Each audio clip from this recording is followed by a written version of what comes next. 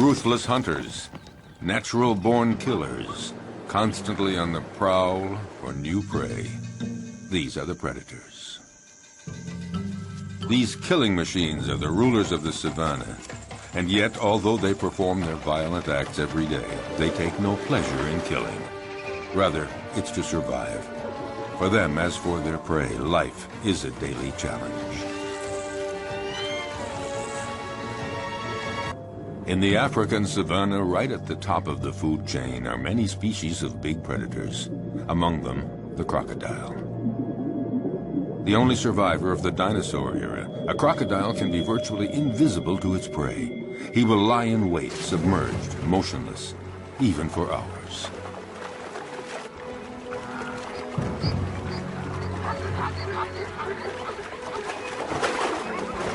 Fearsome, discreet, wily, he is perfectly adapted to life in the water and has the sinister reputation as the most dangerous killer in Africa.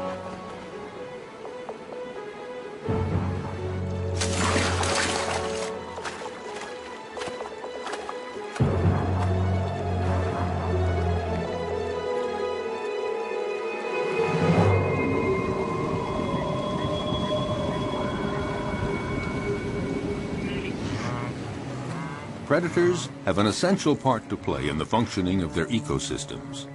By congregating at places where their prey can cause pollution, they limit proliferation, sparing other species that are few in number. Predators as a group, in limiting populations, help to preserve species that might otherwise eliminate one another.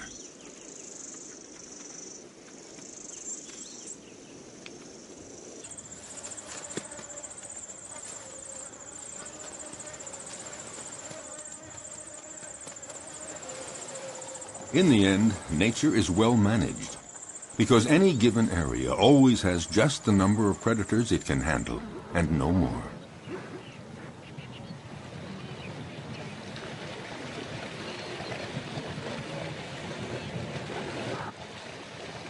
Each predator has its own way of hunting. Their strength and speed seem to protect them from many dangers, but their never-ending need for food, for survival, drives them constantly to keep hunting. Even when prey is abundant, chances of success are never sure. Often it depends on the strategy of the attack.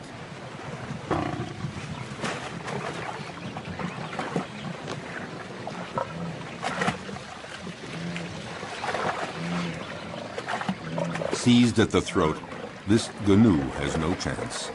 The lioness's jaws have broken its spine.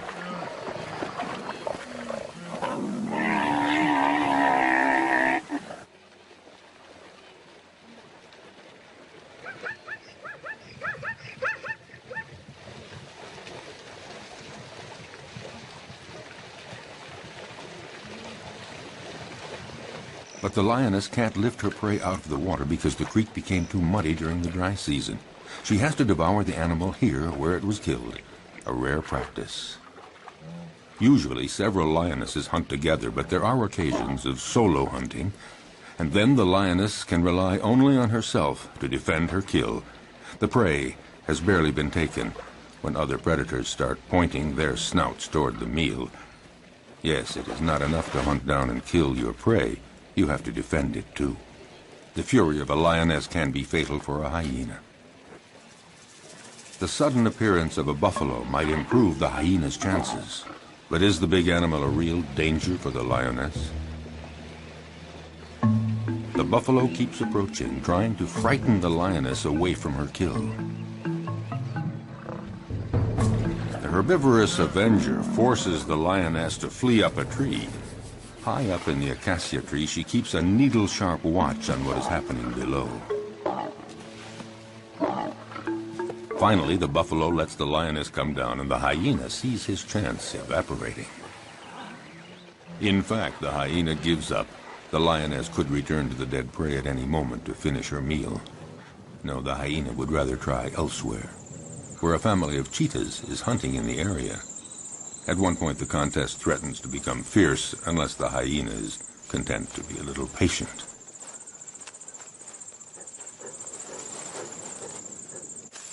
Why not let the fastest predator of the savannah do all the hard work?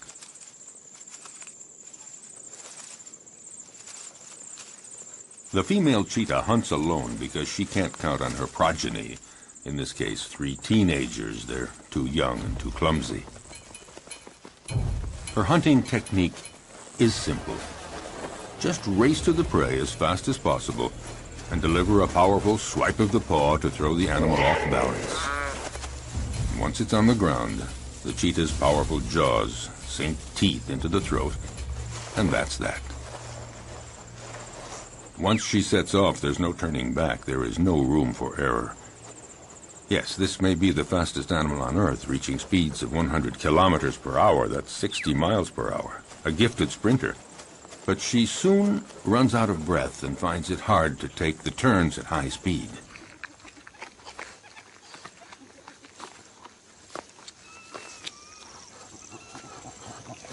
She expends so much energy all at once that she needs a breathing space to recover, and these are precious minutes, because the hyena is on the prowl, and he knows that this is the instant to try something if he's going to steal any of the meat. The young cheetahs waste no time in munching off the first bits. The cheetah senses danger, but what can she do? These kids are too clumsy to make any sort of organized resistance.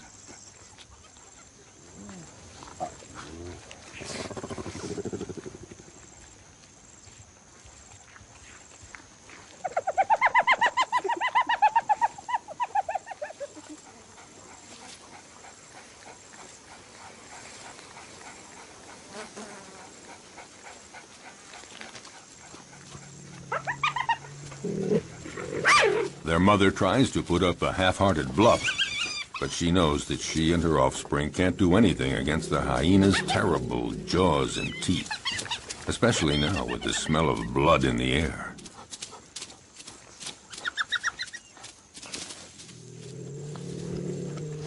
She doesn't even try to fight.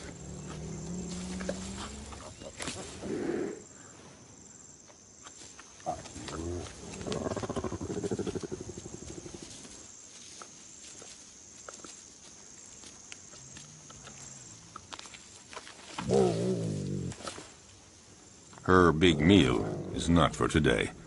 She's a spent force, and she knows it.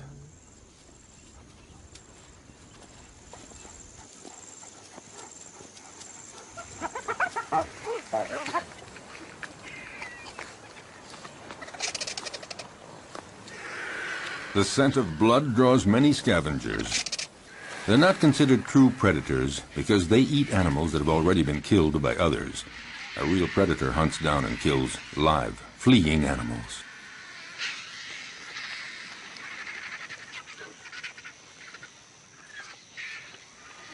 As for the hyena, his patience has paid off, and he can eat to his heart's content. And that is apt to be a quarter of his weight, nearly 20 kilograms, 40 pounds of fresh meat. Of course, the vultures might invite themselves to take some of it.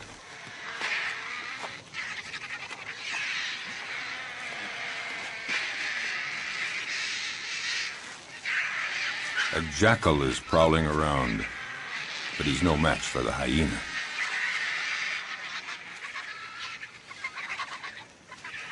He, in turn, will find his meal someplace else, since the vultures don't seem to be in a sharing mood, not even to give a morsel. So he has to fall back on more modest prey.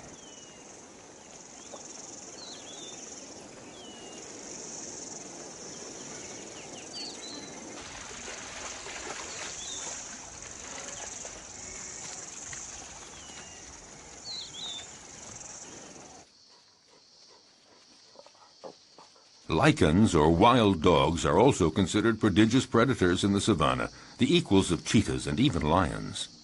They're among the carnivorous animals that hunt during the day. To feed the family twice every day at sunup and sundown, they leave their lairs to hunt in packs. But they're not always successful, because they're often smaller than the animals they attack.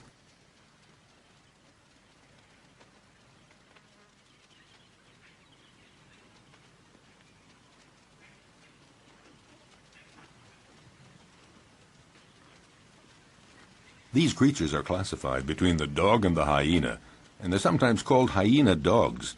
They drink very little, and their prey can be antelope, zebras, gazelles, and gnus. They're about the size of a big dog, but they're considered, perhaps, the most effective killing machine in the animal kingdom. They hunt in packs, like wolves. Alone, one could never take down a Thompson gazelle or a young gnu. So it's vital that they hunt in packs, and this requires a well-planned division of labor.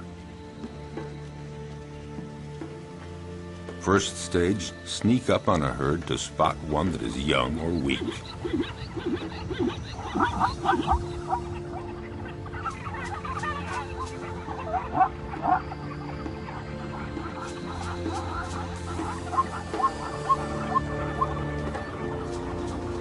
Next, chasing down in relays.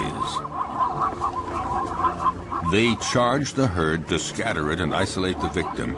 And when that one starts to flee, the wild dog at the head of the pack takes after it at speeds of 50 kilometers an hour, 30 miles per hour.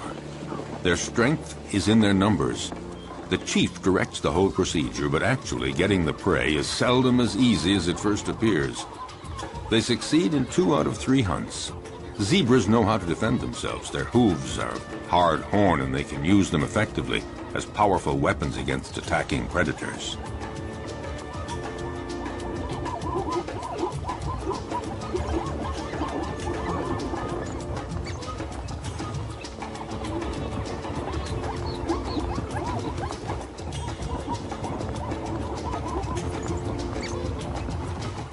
This time, the zebra herd manages to fight off this pack that isn't really prepared for this morning chase. Herbivorous animals know how to put up a good defense. Elephants stand very tall, and they fear none. But the others have to learn the behavior patterns of their potential predators. They know when they're hunting and when they're not. So it's common to see a herd of zebras calmly munching plants just a few feet from a relaxing lioness. But the zebras are watchful all the same. The stallion stands slightly apart like a sentinel. When he senses danger, he alerts the others with a whinny. Instantly, they all form a group and they flee together, with the stallion bringing up the rear, where he can nip the legs of the slow zebras to make them keep up with the others. But the greatest danger for all of them is crossing a river, because it's there that crocodiles lie in wait. If crocodiles are seen as the most frightening predators on the planet, it's because they're not only clever and strong, they have another weapon: their patience. They can go for months without eating, but after a fast like that, any prey passing within range of their massive jaws would have to be very lucky to escape. Armed with about 70 teeth, a thick body armor of scales, and powerful appendages that they can use to leap their full body length, their attacks are furious and frightening.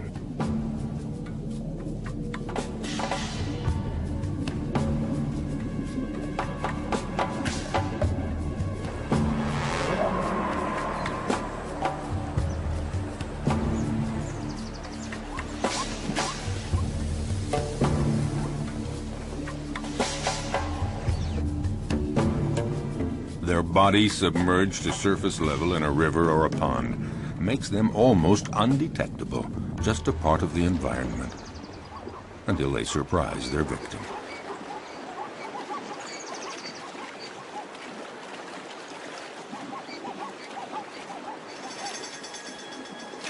Buffaloes, zebras, antelope, these are perfect prey.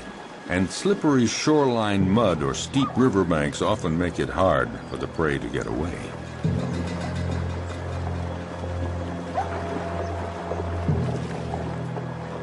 A female crocodile decides to go after a young zebra that has been separated from the main group in the middle of the flowing water.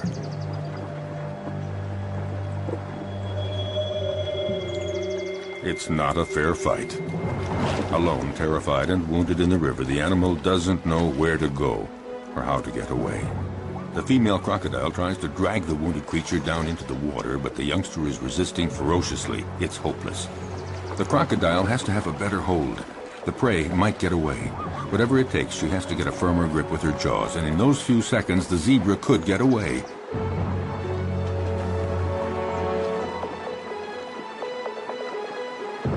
Suddenly, the vise is loosened. Instantly, the zebra takes advantage and breaks away, desperately climbing up the riverbank. Exhausted by the violent struggle to stay alive, the young zebra has to rest. But lions are always prowling along the river, seeking new prey. The young zebra's minutes are numbered because she is wounded. And in the savannah, a wounded animal is as good as dead. Here at the river, the lions have this prey for the taking. In fact, they have a wide choice of animals that are fatigued from crossing the river, or sick, or wounded, the ones that trail behind the herd.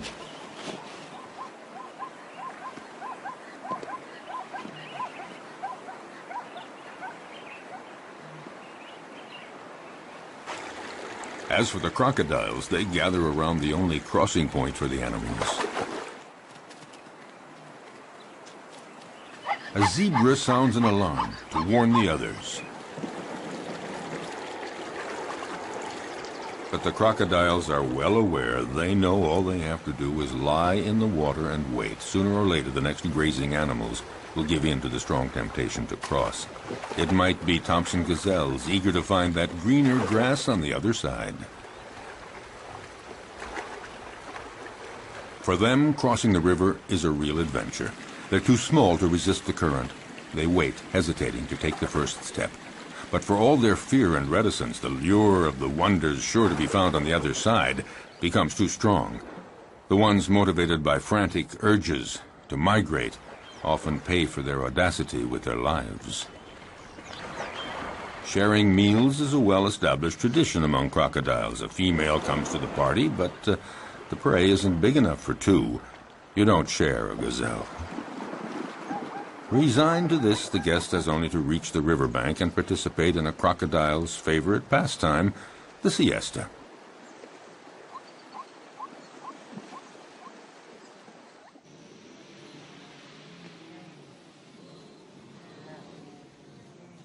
But during the mass migration across the Masimara Plains, danger comes not only from crossing the river, it lurks everywhere.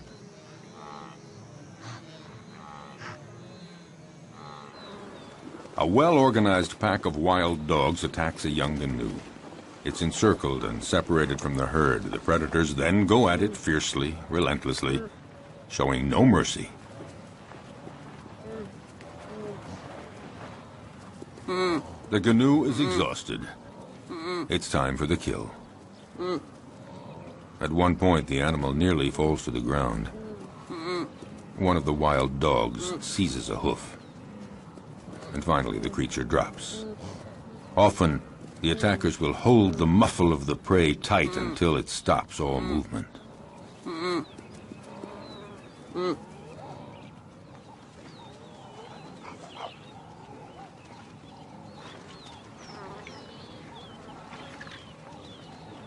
Now it just remains for the predators to share the meal.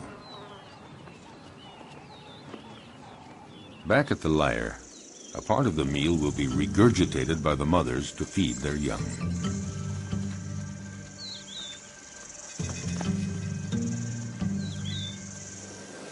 It may seem that predators are ruthless. They show no mercy at all. But they kill only when they're hungry. Their potential prey senses this. As we saw, herds are often oblivious to lions walking almost beside them. But if a herd senses that a lion is hungry, they are away and fast.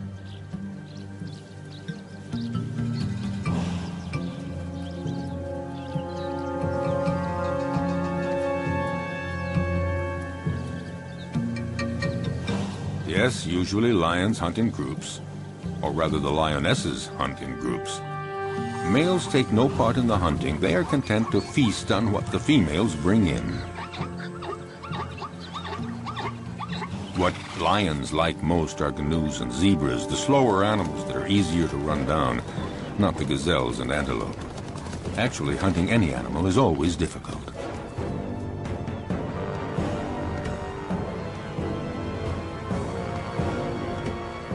When hunting in groups, lionesses lie in wait, upwind, but one is stationed downwind.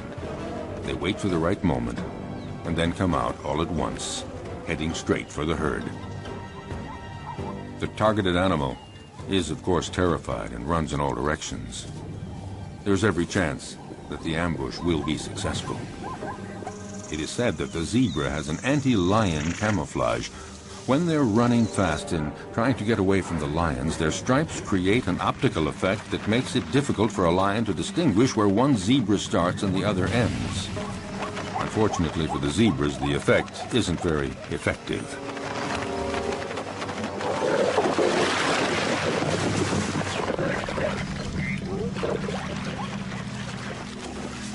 A lioness kills by strangulation, and it's a slow death. The victim tries to get breath. It might take 10 minutes before the animal dies. The success score for females that hunt alone is fairly low. It's about 17%, one kill in every 5 attempts. This makes the survival of the lion cubs fairly uncertain. It's not surprising that they prefer hunting in groups. Today, the lionesses and the cubs are eating as fast as they can before a male comes along to take his share. When a male is present, he is always served first. But this time, Mom and the kids will have full stomachs. All the same, the odor of the carcass draws famished hyenas.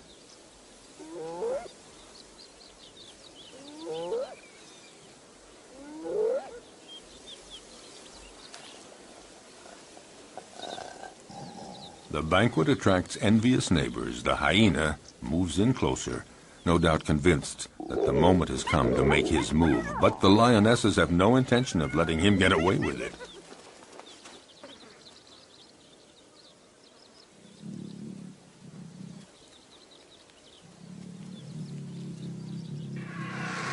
He's going to have to wait until the lion family has had its fill, and then he will move in to find they have left him a few bare bones.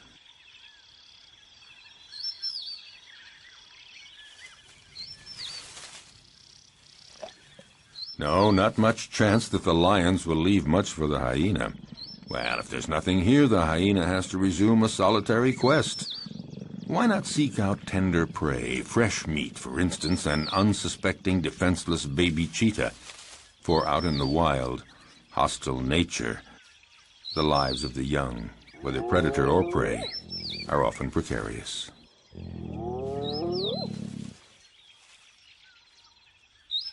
However, the hyena just might have a difficult and dangerous fight with the mother. Intimidation, dissuasion, will he dare?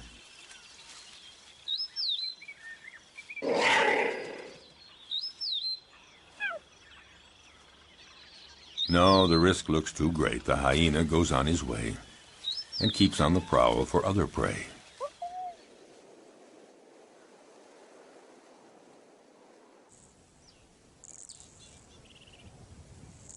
His courage seems to have deserted him for trying another attack. Off the hyena goes looking for any food to quell the pangs of hunger. Once the danger is over, the mother cheetah is required to leave her little ones and go off to hunt. But will they be there when she returns? In the savannah, cruel choices have to be made. The hyena appears to have gone off and is now far enough away. The cheetah has to go for it. A quick hunt and then back to the lair.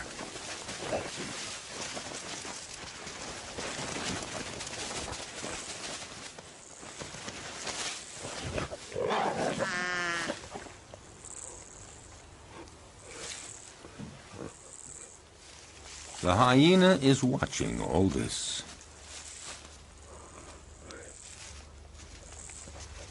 And a little too sure of itself approaches the cheetah, certain to come out the winner.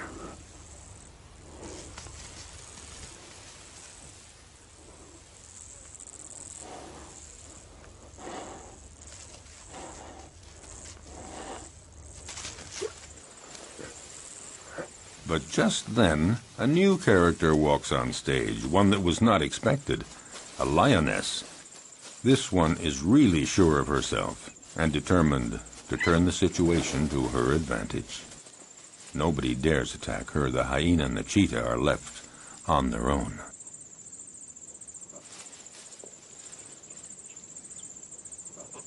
Indifferent, the lioness ignores them with the arrogance of a victor.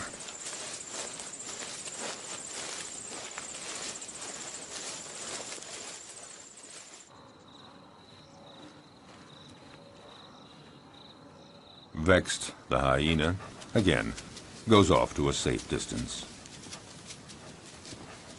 Out of breath, the cheetah isn't too sure that she'll have a meal today. She'd better just go back to her little ones, or maybe make one last attempt under the watchful gaze of the hyena, who more than ever is looking for his slightest chance. By now, other hyenas are present, curious to see how well the cheetah will do. With energy born of hopelessness, the cheetah begins a frantic chase in pursuit of a canoe, but she lacks conviction and is too soon out of breath.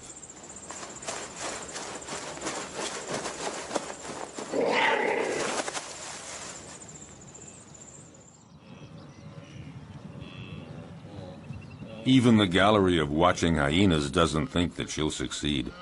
However, they join others of their pack and profit from the panic caused by the cheetah to attack a wounded canoe. The lone hyena would very much like to join the party. Well, aren't there cordial relations among all members of the same species?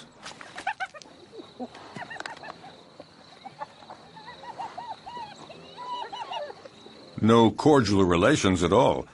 A very strict social order determines relationships among individuals in groups of hyenas. The loner is not part of this group, so the dominant female directing the group chases him away in no uncertain terms.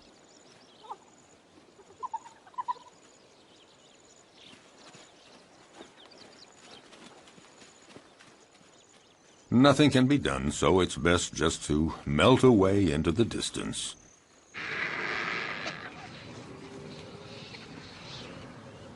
The dry season is drawing to a close, and carnivorous animals are finding less and less game, and they're growing weaker. The hyena has been walking for a week, looking for food, doing anything to blot out the terrible pangs of hunger.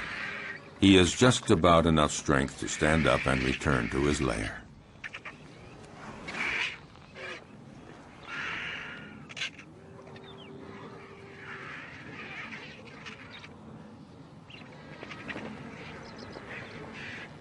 Oh, he knows the vultures are waiting for just one thing, for him to lie down and not get up. But hyenas belong to a species with incredible resistance. Gathering up all his strength, he sets off on his quest.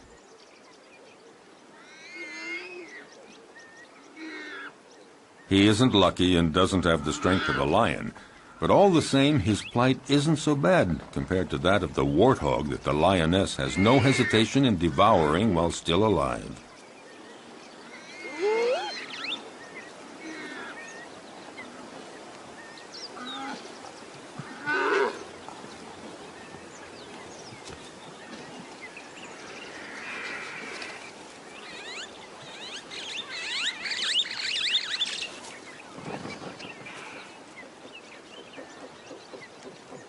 The hyena was right to wait around for a while. At last, there is a reward because the lioness leaves the warthog carcass after eating only the entrails. Finally, something to eat.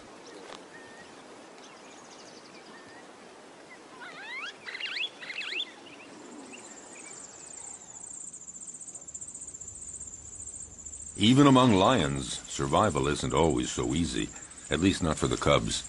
They may be the offspring of the animal king, but their future is often compromised.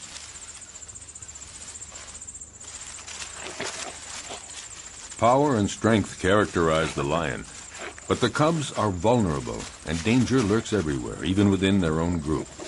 Actually, among the lions, everybody seems to be getting along with a certain intelligence. The females within a family are taking good care of the little ones.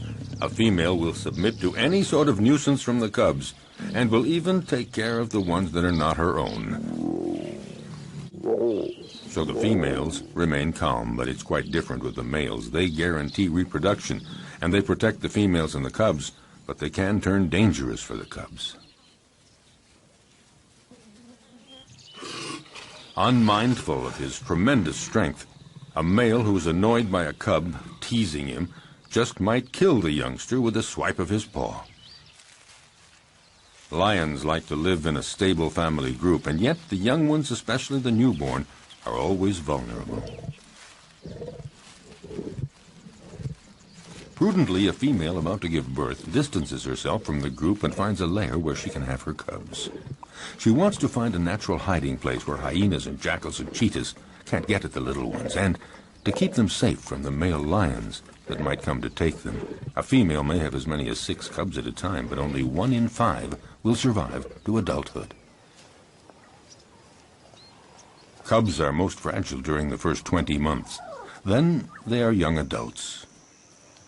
The mother lioness has to leave her cubs in the hiding place and go out to forage for food, but she never knows whether when she returns she's going to find them dead or alive. Will they escape the prowling predators? The lioness is now isolated from her group, and she has to hunt alone. Her predatory hunting instincts have to overcome her maternal feelings.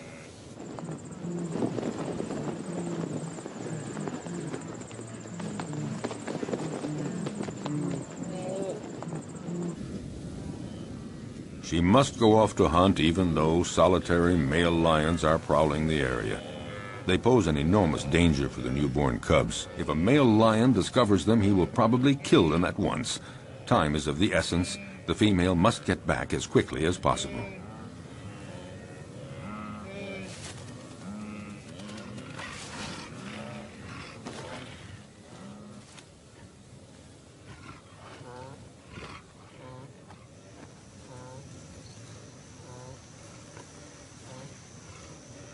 A lion, alerted by the noises, emerges from a thicket. A male lion does very little in life. He sleeps and takes care of reproduction, protects the group, and eats to his fill whatever the lionesses bring in from the hunt. And usually he's first in line.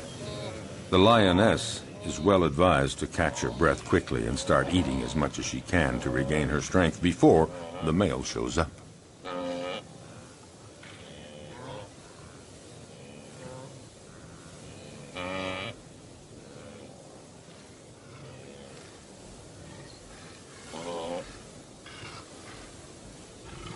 "5 kilograms, 10 pounds of meat every day. That's what every male or female lion requires for survival. But one might eat up to 35 kilograms, 70 pounds, at a single meal. The effort has been so strenuous, the lioness has to recuperate for a good 10 minutes before feeling strong enough to begin eating.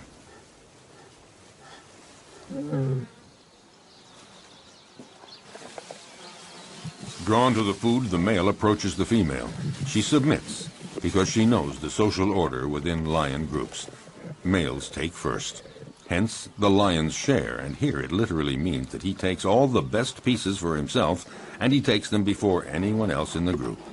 A male lion can be the most powerful predator of the savannah if he chooses. He's fearless. No animal would ever approach his killed prey.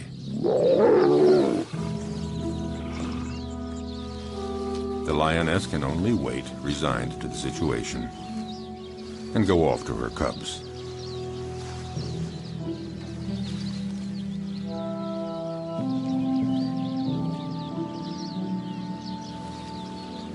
Returning from the hunt, the young mother lioness has to make her presence known. A cruel surprise awaits her. Her little ones had a surprise visit from a solitary male lion that happened upon them. Only one cub remains, but it's dead.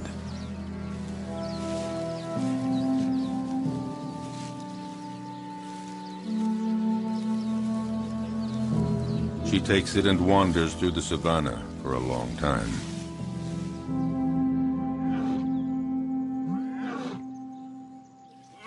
Before she can bring herself to give up the cub's body to the vultures.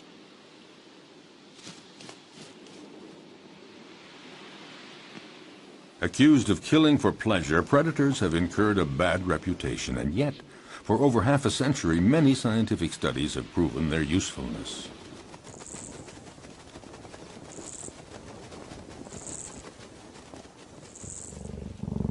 A number of predators are key species that enrich their region and determine the structure of animal communities. They maintain a good balance between various species. Attempting to suppress the predators to protect nature is a mistake, because any place without predators is not a stable environment. On the contrary, it's an artificial habitat made poorer and more fragile.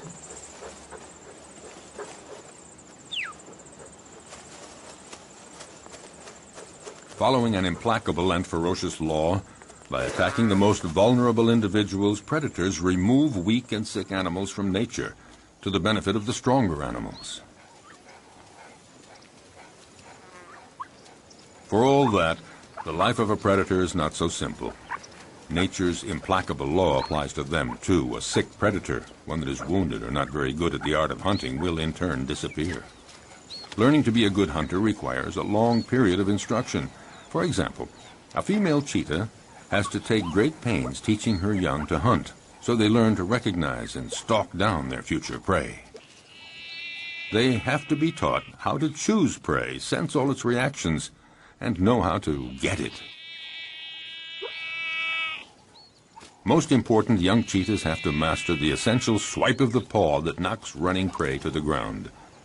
As a rule, the cheetah is certainly a superb sprinter, but since they can't take the quick turns at high speed while running, they have to rely on striking their prey precisely and forcefully with one paw, throwing it off balance and dropping it to the ground. The students learn this by practicing on a young live antelope provided by their mother.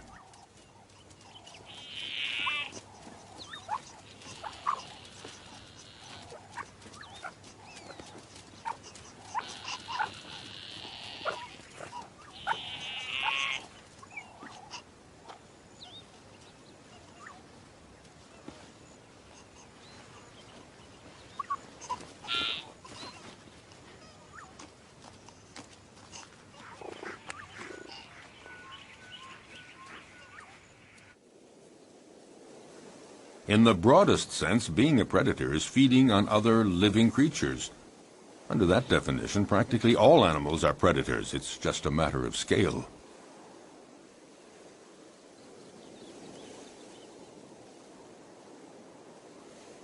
In the savannah, baboons are for the most part omnivorous, but sometimes they reveal themselves as accomplished predators. The males have no hesitation in attacking other mammals that they may encounter on their way.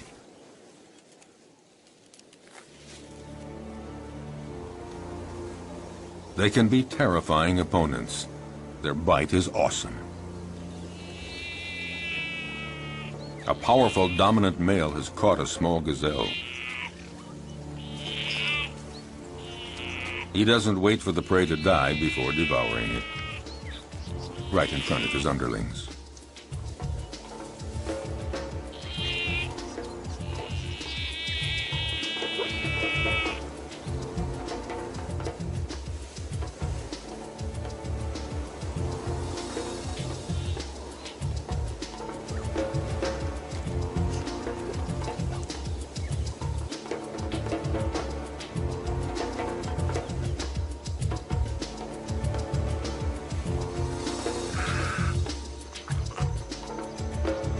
This male may leave a few scraps for others, but only after he's had his fill.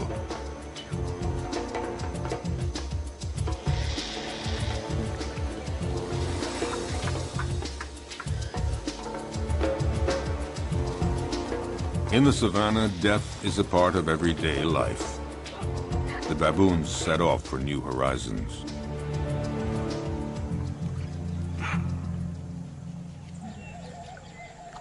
But predators are not limited to attacking weak herbivores. They devour other predators, and at every opportunity.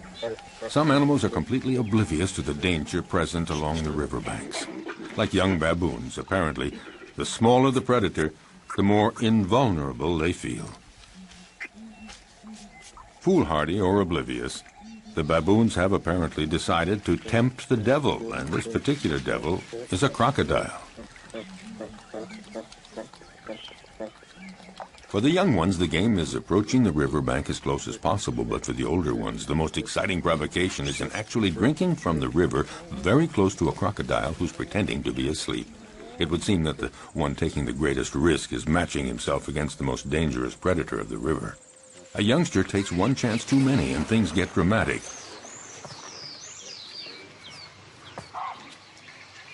The alert is sounded, but it's too late.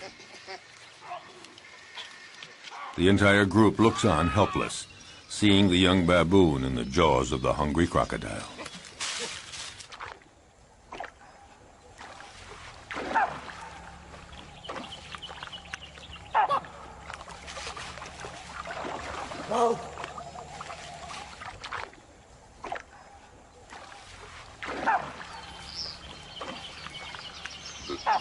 In the world of the predator, you pay for the slightest mistake.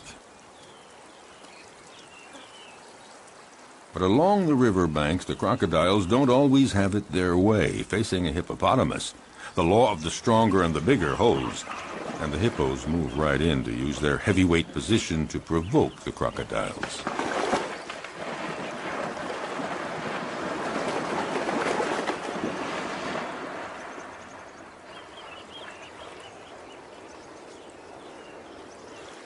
The hippos and the crocs live together in the river. The crocodiles may present no direct threat to the hippos, but all the same, they might go for a young, defenseless crocodile.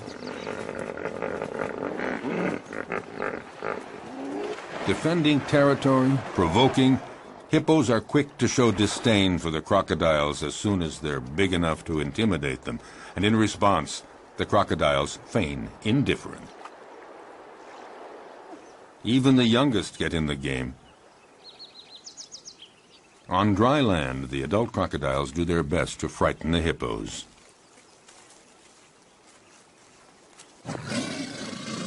They multiply their efforts, but the massive creatures don't believe a word of it, so to speak.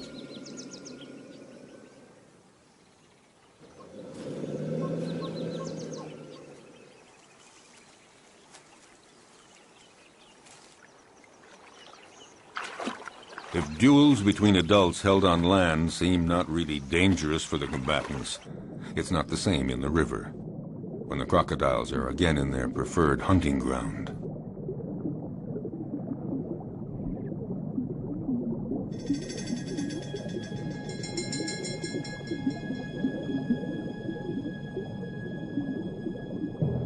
In the aquatic element, a crocodile is ruthless, facing a young hippo. Didn't realize how dangerous it is to get separated from the group.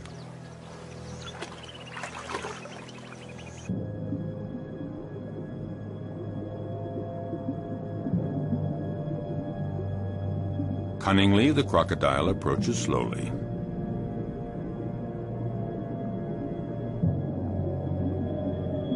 Very calmly, it pursues the prey, waiting for the right moment to strike. Feeling safe, not sensing exposure to any danger, the hippo swims down in the water. And the crocodile glides effortlessly. He's in no hurry.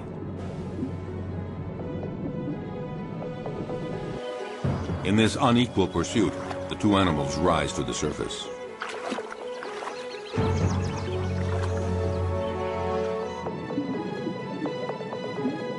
It only remains for the crocodile to pounce and pay no penalty.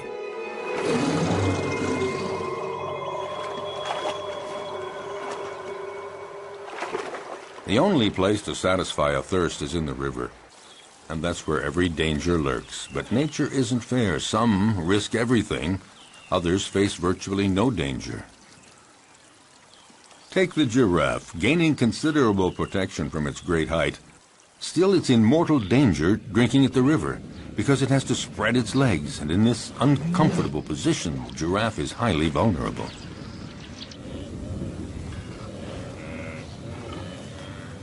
If there's no shortage of game here, it's because every year the migration cycle of the herbivores of Serengeti conducts 1.5 million gnus and countless other animals across the Masai Mara Plateau to Kenya to spend the summer. Waterholes and the whole environment provide predators with a happy hunting ground, and these meat-eaters take full advantage. Nevertheless, the actual hunting is far from assured.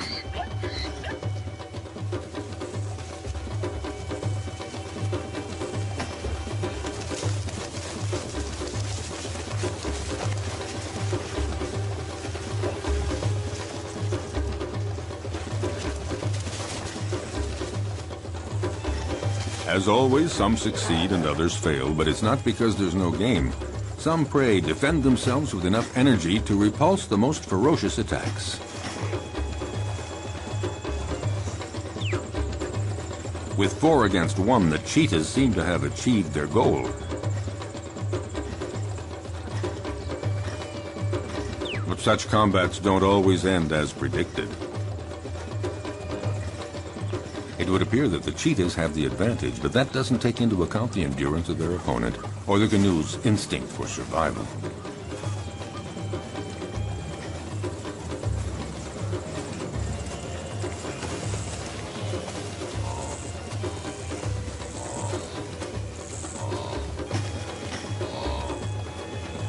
Despite the ferocious attack he has endured, will the canoe's stubborn refusal to give in result in his eluding his attackers?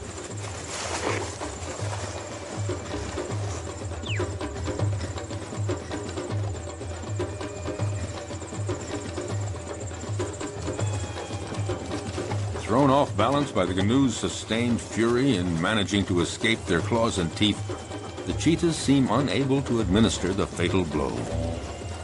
Suddenly, in an astounding burst of energy, against all odds, the canoe does manage to escape from all those predators.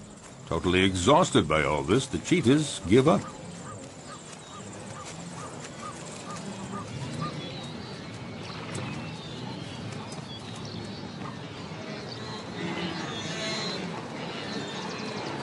In this immense jumble of thousands of canoes and zebras and gazelles, as we have seen, the most fearful moments of their long migration trek come when they have to cross the river. But paradoxically, if it's their great number that attracts predators, it's also their massive numbers that provide their best defense against the feared crocodiles.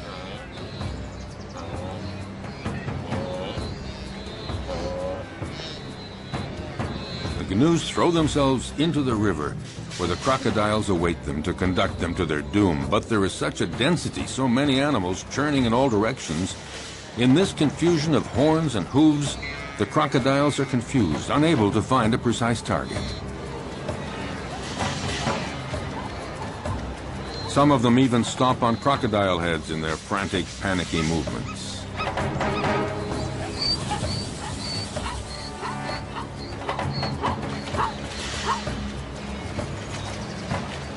This superabundant flow of animals disorients the predators, but any animals that stray from the central melee, any out on their own, are instantly victims of ferocious crocodile attacks.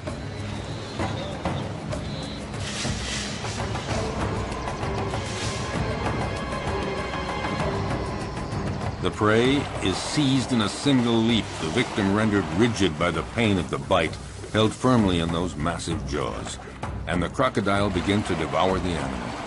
Often several others quickly come to share the feast, unless the first crocodile can manage to plunge the prize to the bottom of the river.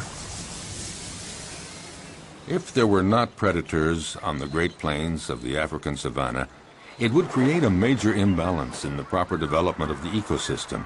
Nature creates a balance where each animal has its place in the food chain.